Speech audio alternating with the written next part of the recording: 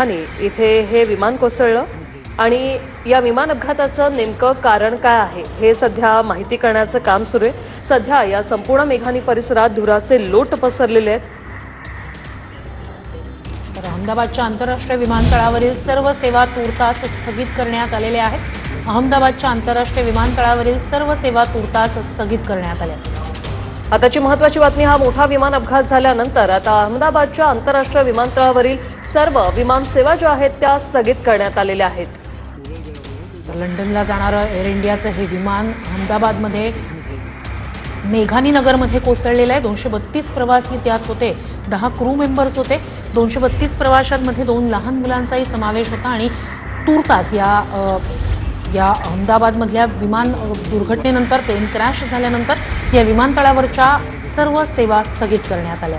मात्र प्रशासन अलर्टवर आहे। घटनास्थळी एअर ॲम्ब्युलन्स देखील पोहोचलेल्या होत्या। अहमदाबादच्या विमानतळावर मोठ्या घडामोडी वाढलेल्या आहेत। जे जखमी या दुर्घटनेत झालेत त्या प्रवाशांना लवकरात लवकर रुग्णालयात दाखल करण्यासाठी देखील सध्या प्रयत्न सुरू आहेत। एकूण 10 क्रू मेंबर होते अशी माहिती DGCA कडून देण्यात आलेली आहे या विमानात। तर DGCA कडून अहमदाबाद मेघानीमध्ये विमान कोसळल्याची ही माहिती देण्यात आलेली आहे। रहिवासी भागात हे विमान जे आहे ते कोसळलेलं आहे। तर ज्या ठिकाणी हे विमान कोसळलं त्या परिसरात एका इमारतीला आग लागली। ज्या इमारतीवर हे विमान कोसळलं, ज्या परिसरात हे विमान कोसळलं तिथे त्या इमारतीला सुद्धा आग लागली।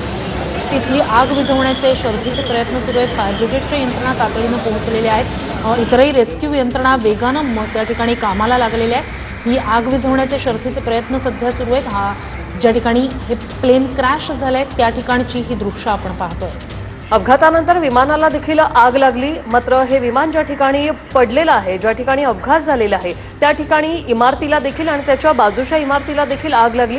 सध्या अग्निशमन दलाच्या 7 गाड्या घटनास्थळी दाखल झाल्या असून आग विझवण्याचे शर्थीचे प्रयत्न सुरू आहे। कूलिंग ऑपरेशन सध्या या ठिकाणी सुरू आहे। तर एका इमारतीवरच हे प्लेन क्रॅश झालेलं आहे। टेक ऑफ नंतर अवघ्या काही मिनिटातच या विमानाकडनं आपत्कालीन संदेश पाठवण्यात आलेला होता।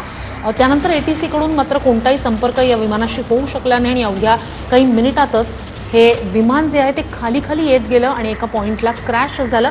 रहिवासी वस्तीत, मेघानी नगरच्या रहिवासी वस्तीत हे विमान कोसळलेलं आहे अशी माहिती DGCA कडून देण्यात आली आहे।